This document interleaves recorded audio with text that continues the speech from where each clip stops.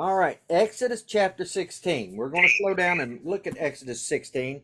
Um, we might go into 17, but I doubt it because Exodus 17 is a pivotal chapter in our New Testament understanding of who Jesus is. It's a pivotal chapter in our understanding of how we relate to God.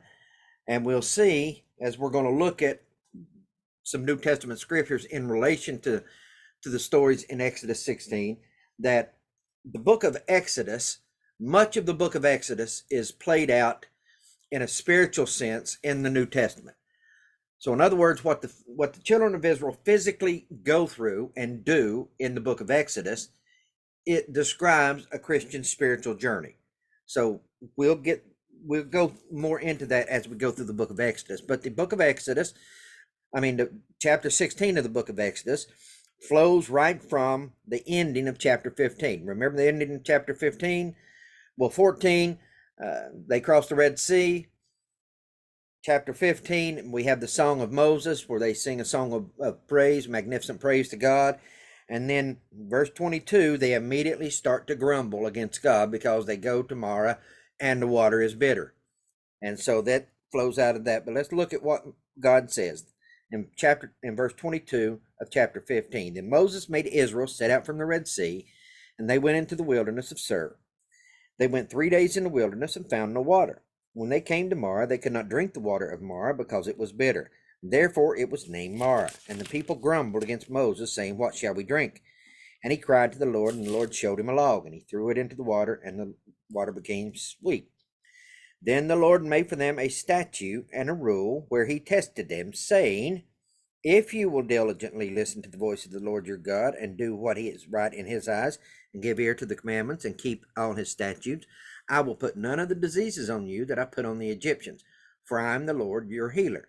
So God is beginning to put statutes and rules in place, right? And here's the first one. It's not a specific rule, but the rule is this: if you listen to me, if you will diligently listen to the voice of the Lord your God and do what is right in his eyes and give ear to his commandments — he hasn't given them any commandments yet other than the Passover commandment — and keep all of his statutes — again, he hasn't given them any statutes yet.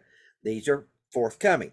He's telling them, I'm going to put some rules and regulations in place.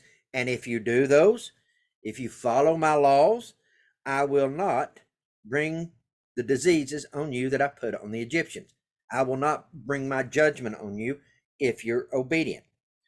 Then they came to the Elim, where there was 12 springs of water and 70 palm trees, and they encamped there by the water. Now, chapter 16, then they set out from Elim, and all the congregation of the people of Israel came to the wilderness of Sin, which is between — actually it's pronounced Sin in the Hebrew. I don't know why we spell it this way. The wilderness of Sin, which is between Elim and Sinai, on the 15th day of the second month after they had departed from the land of Egypt. And the whole congregation of the people of Israel grumbled against Moses and Aaron in the wilderness. Here we go, we're grumbling again. This is grumbling is a horrible sin for the children of Israel, specifically in this context, because what is grumbling at its essence? We're not satisfied with our situation. We're not satisfied with what God has led us to. We're not satisfied with our relationships or whatever it is. And we grumble that God has placed us in these circumstances. We grumble that God has placed us in that position where we are not comfortable. So they go 3 days. The food is running out. Somebody's tummy starts to rumble. They're a little hungry. They're not starving. They're just a little hungry. And their immediate reaction is not to continue to bless God. Remember, in chapter 15, we have this whole song where the whole nation is praising God for his mighty works and his mighty deeds and the provisions that he has given to them. And they just watched him turn the bitter water sweet. He led them to this place with all these springs and the 70 palm trees and all of this wonderful stuff. And so he leads them again. And remember what he has done for them already. He protected them through the plagues in the land of Egypt, in the midst of Egypt, when he is bringing plagues on the rest of the land of Egypt. He kept them safe in Goshen. Then he led them through the Red Sea, parted the Red Sea, kept them safe through that, destroyed Pharaoh from following them. Then he graciously gave them sweet water to drink by throwing the log in there and sweetening the water. And now, 3 days later, what's their response? They're grumbling. Because what grumbling is, it's really not against your situation. It's really not against your being uncomfortable. It's against God who put you there. So they're grumbling against God, as Moses will tell them. And the whole congregation of the people of Israel grumbled against Moses and Aaron in the wilderness. Verse 3, and the people of Israel said to them, would that we had died by the hand of the Lord in the land of Egypt, when we sat by meat pots and ate bread to the full. Now wait a minute. The language here is they had everything they wanted to eat. They eat all kind of meats, all kind of foods. They had full meat pots and they had all the bread they could stomach. But weren't they slaves in Egypt? Didn't Pharaoh withhold the straw from them? Didn't Pharaoh try to kill all the male Hebrew children? Pharaoh was not concerned at all with making sure their meat pots were full. They were looking back on something that was a fantasy in their mind. They haven't been out of Egypt for a month, and yet they forgot the true condition they were in Egypt. Why did God, when God first appeared to Moses in the burning bush, what does God say to Moses? I've heard the groanings, I've heard the crying of my people in Egypt, in slavery, and I'm going to send you to deliver them. So it was the horribleness of their slavery in Egypt that God says to Moses, this is why I'm going to redeem them, because they're in slavery, they're suffering in Egypt. And yet the first little tummy rumble, the first little time they have some hunger pains, they blame God and they start grumbling and say, I wish God had just killed me in Egypt where I had all the food I could ever want. That's not the case at all. They were slaves.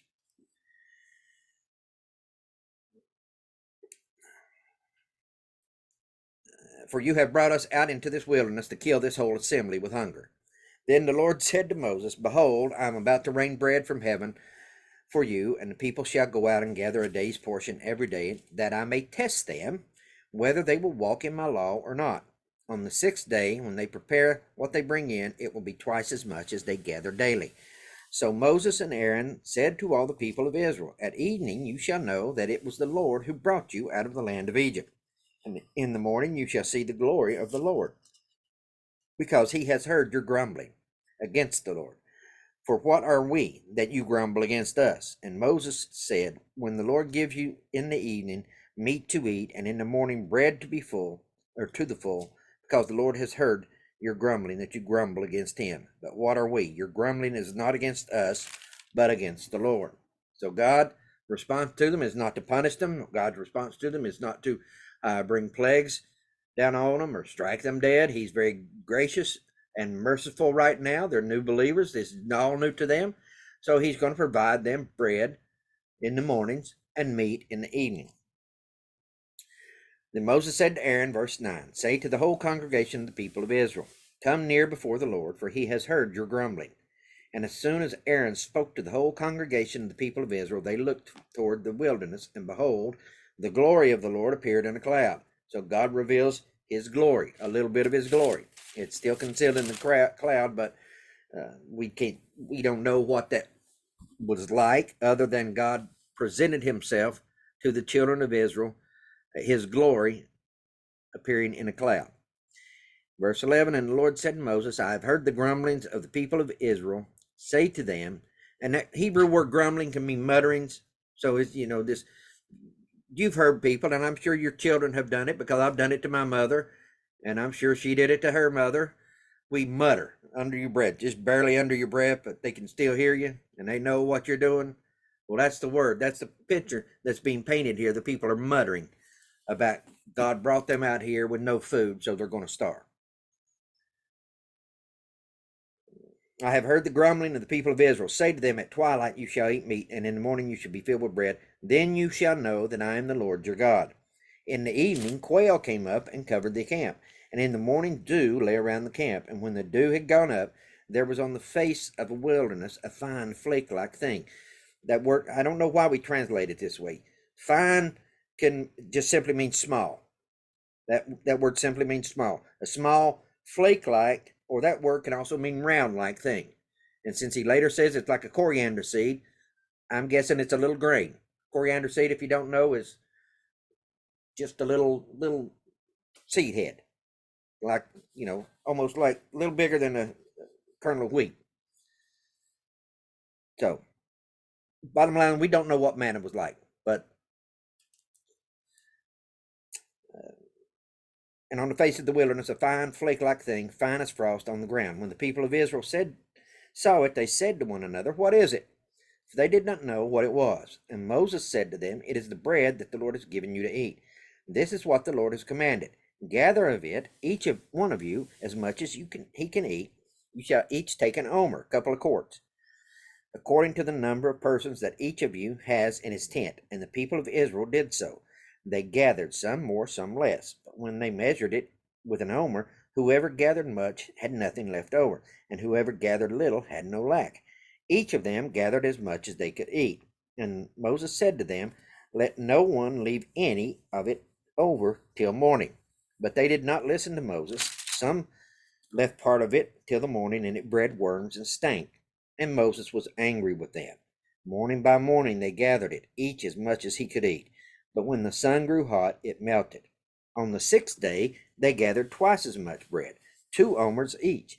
And when all the leaders of the congregation came and told Moses, he said to them, "This is what the Lord has commanded. Tomorrow is a day of solemn rest, a holy Sabbath to the Lord." So we have another command, right? He tells them how to appropriate the blessings that he's giving them. He's going to bring the blessings, and here's how you appropriate these blessings. You get it every day, except on the 6th day, then you get it enough for 2 days. But here he's giving them a command. This is what the Lord has commanded. Tomorrow is a day of solemn rest, a holy Sabbath to the Lord. Bake what you will bake and boil what you will boil. So apparently this manna stuff, you can bake it and you can boil it. So again, to me, it sounds like some kind of grain. And all of that is left over, lay aside to be kept until morning. So they laid it aside till the morning, as Moses commanded them, and it did not stink, and there were no worms in it. Moses said, "Eat it today, for today is a Sabbath to the Lord. Today you will not find it in the field. 6 days you shall gather it, but on the 7th day, when it is Sabbath, there will be none." On the 7th day, some of the people went out to gather, but they found none. And the Lord said to Moses, "How long will you refuse to keep my commandments and my laws? See, the Lord has given you the Sabbath. Therefore, on the 6th day, he gives you bread for 2 days. Remain each of you in his place. Let no one go out of his place on the 7th day." So the people rested on the 7th day. Now the house of Israel called its name manna. It was like coriander seed, white, and the taste of it was like wafers made with honey. Moses said, "This is what the Lord has commanded. Let an omer of it be kept throughout your generations, so that they may see the bread with which I fed you in the wilderness, when I brought you out of the land of Egypt." And Moses said to Aaron, "Take a jar and put an omer of manna in it, and place it before the Lord to be kept throughout your generations." As the Lord commanded Moses, so Aaron placed it before the testimony to be kept. The people of Israel ate the manna 40 years, until they came to a habitable land. They ate the manna till they came to the border of the land of Canaan. An omer is a 10th part of an ephah. All right, so manna. What was manna? What was the purpose of manna? Why manna? Why did God bring them to the wilderness? Okay, look at it this way. Egypt was the breadbasket of the world at that time. Remember when Joseph's time, when we talked about Joseph? Why did the children of Israel initially come to Egypt? Because there was famine in the land, and Joseph had collected all of the bread, all of the grain in Egypt, so it was the breadbasket of the world. And because Pharaoh and the Egyptians would not obey God, God destroyed their breadbasket. If you look at the plagues, you see that it's successive destroying of their agrarian economy, right? The animals are killed, the locusts come, and all of these things. They're no longer the breadbasket. So he leads his children into the desert, into the wilderness. Well, there's no bread in the wilderness, but God himself is going to turn the wilderness into the breadbasket for the children of Israel by their obedience. So the manna, turn over to Deuteronomy chapter 8, I believe.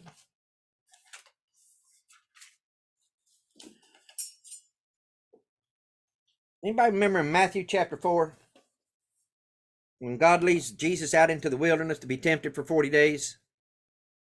Right? And the first temptation that Jesus is faced with is hunger. Satan comes to him, he hadn't eaten for 40 days and 40 nights, and Satan turned his bread into rock. Feed yourself. So he tempts Jesus with the very same temptation that the children of Israel faced in the desert. They went 3 days and they were grumbling. And Jesus' answer is straight out of Deuteronomy chapter 8.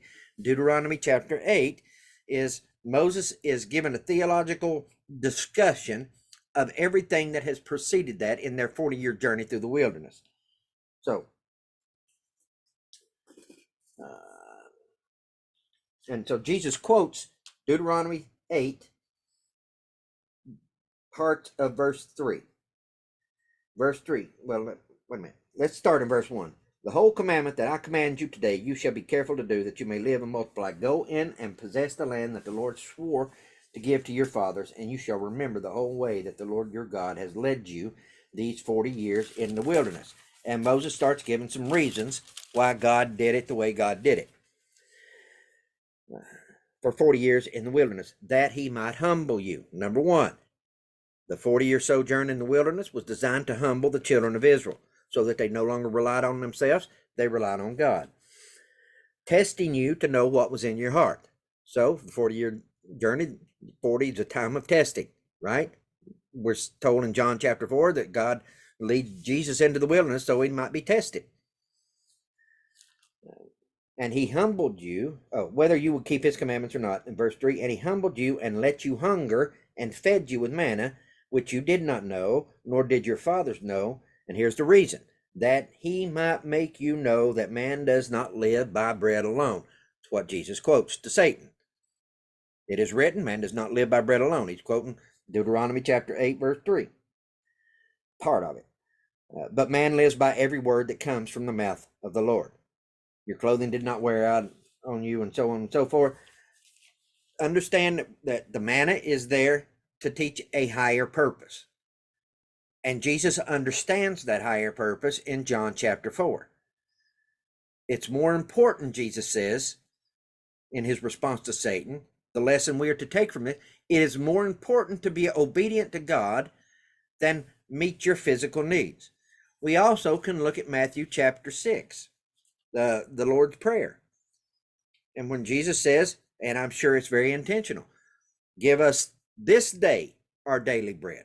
He's referring to the manna that they were to rely on day after day after day. Don't give me next week's, don't give me a month's worth, give me this day my daily bread. Right? Same word, lahem. Anybody know what the word for bread in Hebrew is? Lahem. You know where Jesus was born? Bethlehem, the house of bread. That's neither here nor there. That's your freebie. Right? Jesus was born in the house of bread. And in John chapter 6,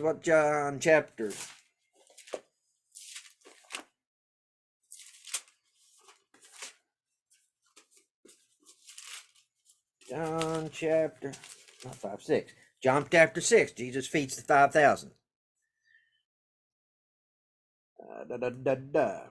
Verse 14, John chapter 6, when people saw the sign that he had done, they said, this is indeed the prophet who is to come into the world.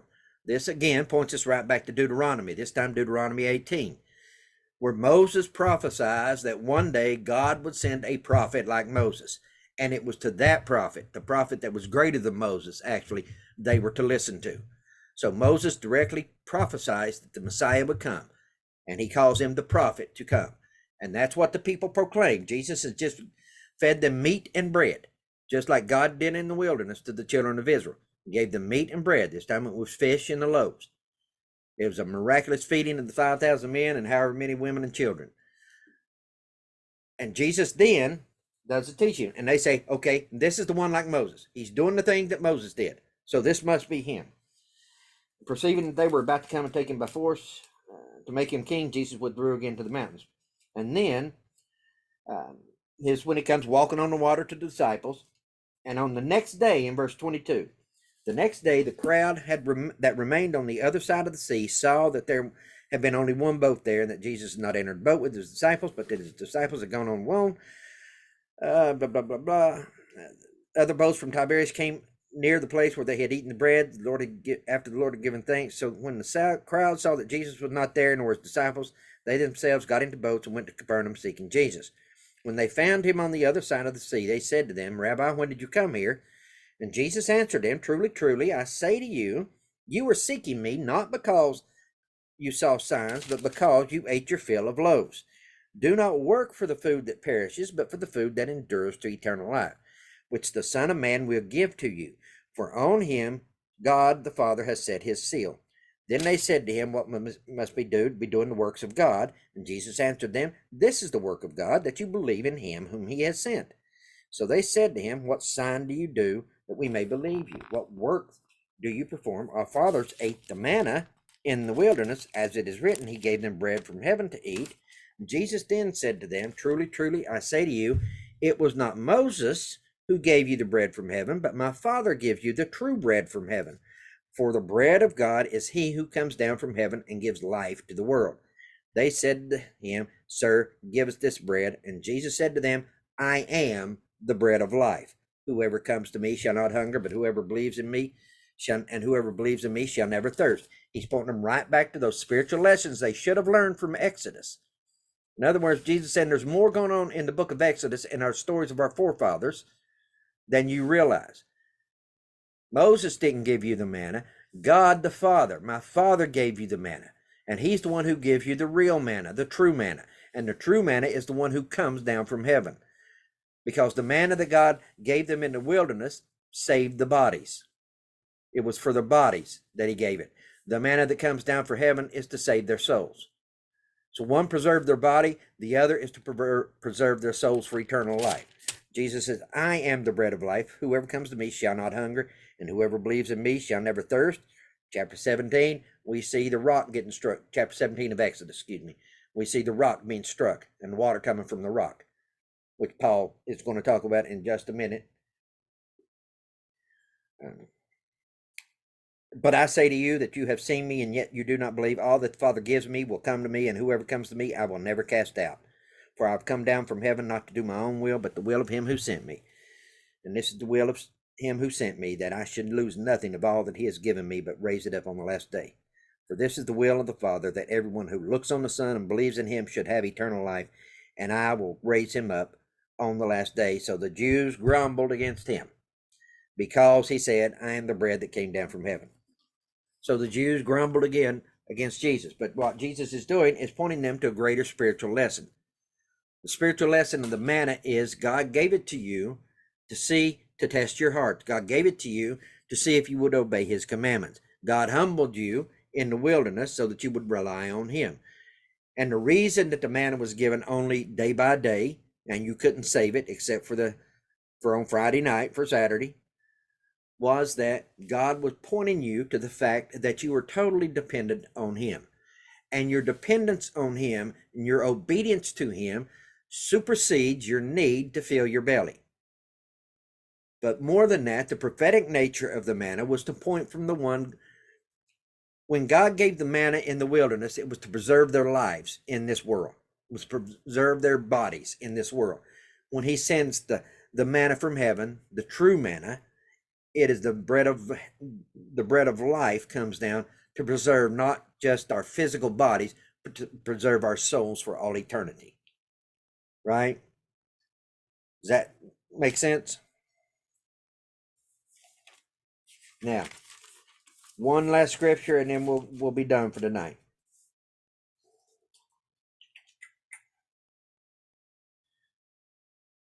1 Corinthians chapter 10. 1 Corinthians, the church at Corinth was having a hard time with obedience and stuff. We'll probably go through Corinthians at some point. But in 1 Corinthians chapter 10, beginning in verse 1, Paul helps us to understand how we should relate to those the Old Testament texts. Specifically here, he's talking about Exodus in 1 Corinthians chapter 10. For I do not want you to be unaware, brothers, that our fathers were all under the cloud. What cloud? What cloud were they under? The pillar of fire by night and the pillar of cloud by day. That's what Paul is referencing. He's talking about the Exodus, the children of Israel in the wilderness. For I do not want you to be unaware, brothers, that our fathers were all under the cloud and all passed through the sea. They crossed the Red Sea, right? And all were baptized into Moses in the cloud and in the sea, and they all ate the same spiritual food. What food? They ate the manna, the spiritual food. Paul is saying this is spiritual, right? Just like he has done throughout the book of Galatians. This is spiritual. You need to understand it allegorically. You need to understand that this points to a greater truth. They all ate the same spiritual food and all drank the same spiritual drink. For they drank from the spiritual rock, chapter 17 of Exodus, the rock that followed them, and the rock was Christ. Nevertheless, with most of them, God was not pleased, for they were thrown in the wilderness. Now these things took place as examples for us, that we might not desire evil as they did. What did Paul just say? Paul is writing specifically to us. He's the apostle to the Gentiles. He's writing to Jewish believers, but he's including all of us in this. So what did he just say? Why do we study the Old Testament? Why do we go back to Exodus and read and look at these things? Now these things took place as examples for us, that we might not desire evil as they did. We're to learn from the stories in the Old Testament what not to do, how not to approach God, how not to behave as God's people. These things were written for us so that we might not desire evil as they did. Do not be idolaters as some of them were, as it is written. People sat down to eat and drink and rose up to play. We must not indulge in sexual immorality as some of them did. And 23,000 fell in a single day. We must not put Christ to the test as some of them did and were destroyed by serpents, nor grumble as some of them did and were destroyed by the destroyer. So these things happened, verse 11, to them as an example, but they were written down for our instruction, on whom the end of the ages has come. So Paul is saying that these stories in Exodus were written to show us what not to do, so that we might not fail like the children of Israel fail. But the sad truth is most Christians do, because guess who's probably the biggest grumbler on this phone call, on this Zoom call? I can grumble with the best of them. And what is grumbling? It's a sin against God, because I'm grumbling against the situation he placed me in, right? When I grumble on the road, God's the one that placed me there. God's the one that put that person in front of me.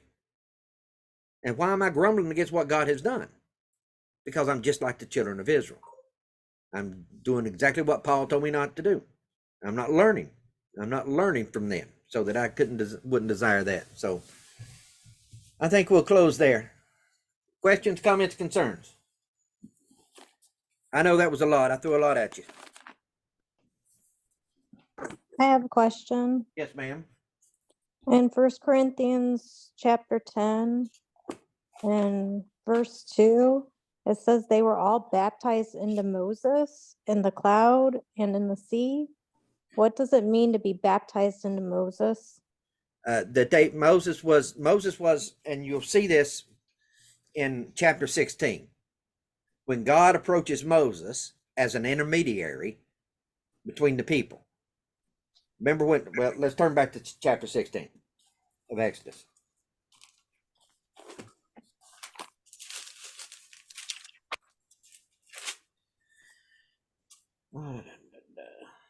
And so the people go out there to gather on the seventh day. Verse 27, on the seventh day, some of the people went out together, but they found none. And the Lord said to Moses, how long will you refuse to keep my commandments? Moses wasn't the one out there trying to gather manna on the Sabbath. So why does God say, Moses, why are you not keeping my law? Because Moses was an intermediary. He was a mediator between God and the people. And in that instance, he stands in for, prophetically, he stands in for Christ, because Christ is now the intermediary or the mediator between us. So when Paul says you were baptized into Moses, he's looking at Moses as the collective group. Moses stands for the collective group in that instance, what Paul is talking about. Does that make sense? They're not baptized into Moses as if Moses is God. They're baptized into the same situation as Moses. We got to understand what the word baptize means. Baptize literally means to submerge. So they're submerged into everything that Moses led them through. In other words, it's what Paul is saying. And they did it through the sea and through the cloud. In other words, God redeemed them from Egypt and he guided them through the wilderness. So he's using Moses in that instance as the collective group. Whereas just like Adam was our stand-in in the garden, just as Christ was our stand-in on the cross. Moses is their stand-in on the journey. And I may have confused you even more. A little bit, but then I guess my question is in verse 28 of Exodus 16, it says, "How long will you refuse to keep my commands and instructions?" What is he referencing? What is he not keeping? I guess the fact that they were not to go out, they were to rest on the Sabbath. He has just given them the Sabbath. This is what in verse 23, this is what the Lord has commanded. So it's a commandment. Tomorrow is a day of solemn rest, a holy Sabbath to the Lord. So you're not to go out on the Sabbath. You're not to go out looking for in other words, they were to trust God that on the day before the Sabbath, he would provide them enough manna to last the next day, which he did. So they weren't keeping the Sabbath? I mean, I guess I'm confused.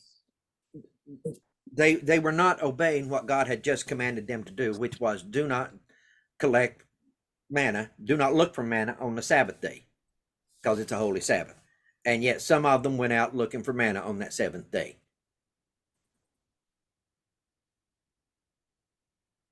Okay.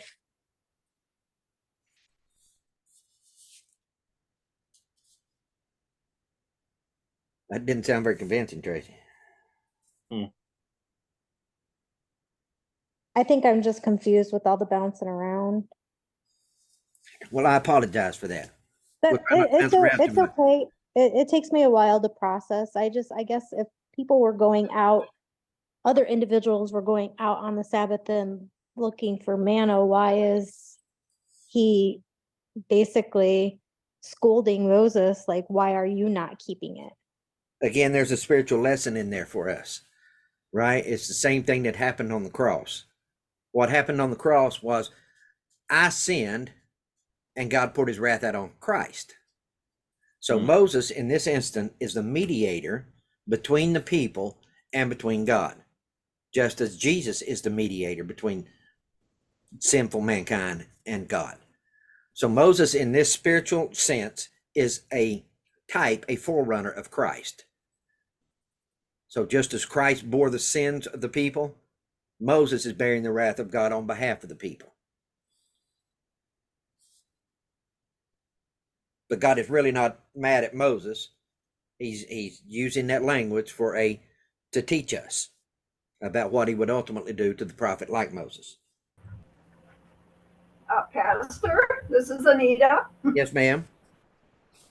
Yeah, he meant them to ration it out for the 2 days, right? And I suppose some of them were greedy and ate it all on the first day.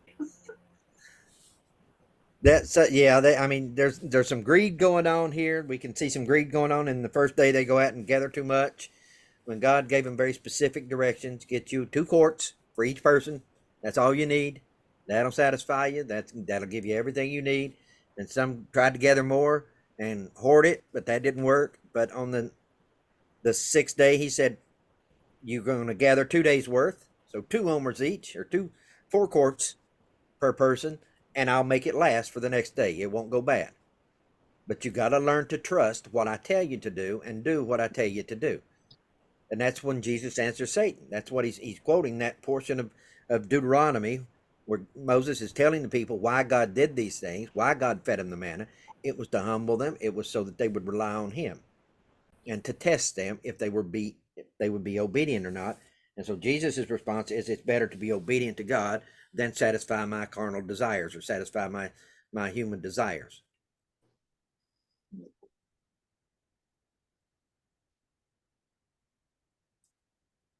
Anything else?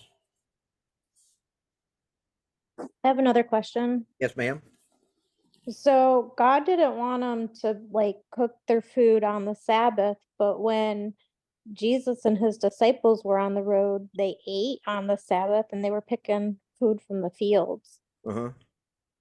So I guess in life, it's kind of contradictory in a sense. Like, why Well, is I one mean, okay and not the other? The Pharisees certainly understood as contradictory, but Jesus didn't.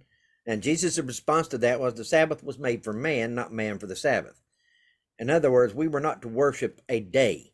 We were to understand the Sabbath for what it was meant to do. It was a holy day so that they could focus on God. It was a day of rest, but that rest was very specific in its purpose because it was to be a rest that was designed to focus their minds on God. And the decree not to work on the Sabbath was so that nothing would take your mind away from that communion with God. Nothing would take your mind away from your meditation on God, that you wouldn't be preoccupied with normal activities. There was nothing wrong with, I mean, they're still eating on the Sabbath. You still got to eat on the Sabbath, right? And so, So how long did the command to not cook your food on the Sabbath last? Like, because in chapter 16, if I'm understanding it right, which I probably am not, he's telling them to go pick all their stuff up and cook it up the day before the Sabbath so they're not distracted, right? So okay, how long does that last for? I don't know. Like, when did it become okay for them to cook on the Sabbath? Or I don't know. I'll stop now. Sorry. Well, Uh, Jeff, hey yeah, Jeff, on now when Christ, and you've said this several times, he is the Sabbath, mhm. because you've given that description before, like, you can work because the What the the Sabbath death, pointed to was yeah, ultimately was what the Christ, Sabbath was pointing to, and this is the beginning of God teaching this truth. The right? Sabbath was the absence of work for our salvation. We Yeah, don't work for our salvation. Our salvation yeah. is the Sabbath rest. And in the book of Hebrews, that's where that comes from. Jesus is our Sabbath rest. Yeah. We enter into the rest that he provides on the cross. Therefore, it is a holy Sabbath to us. The holy Sabbath is not a day to the Christian. The holy Sabbath is a person, and we rest in his finished work. So that was still covered under the law back Yeah, in the time of the Jews, right. whereas when Christ came, he fulfilled the law Yeah. and What, became. right? I mean, the commands around the Sabbath are not very detailed in the Old Testament, right? Do no work on the Sabbath.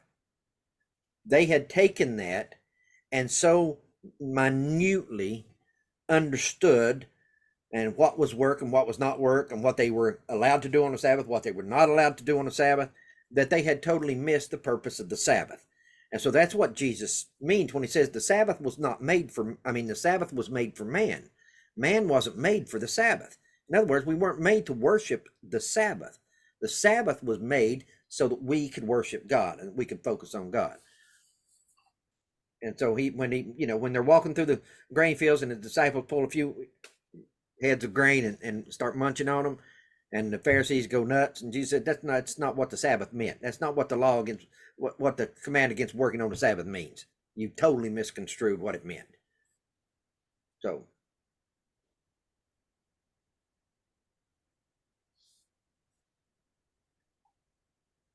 anybody else? All right. Gracious God, our King, Father, thank you for these precious people who have joined together tonight. We love you, and we ask that you would allow us to understand your word. Help us, Father, to know the depth and the greatness and the magnificence of your holy word, and help us to put it in our hearts and live it out in our lives. And we ask all of these things in the precious name of Jesus. Amen. All right. Good night, everybody. Secretary Ellen. Yep. That was a lot of good dot connecting. Thank you. You're welcome, ma'am. Have a good one. Good You night. too. Hi, Carrie.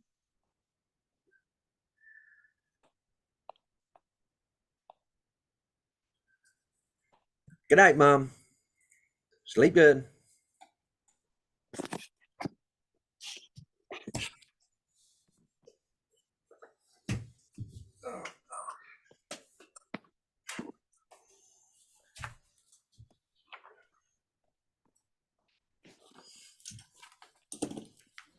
Thank you, Pastor. We cut out just we lost you just as you were finishing the prayer. So anyway, have a good evening, everybody. All right. Good night.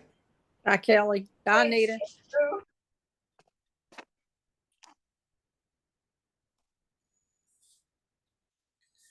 What you got, Terry? You're muted. Yeah. Are you still recording? No. Wait, Okay. wait. Did I stop it? Because when I was looking at it, it showed it was recording. Hey, so Whoa. Wait a minute. Let me stop recording.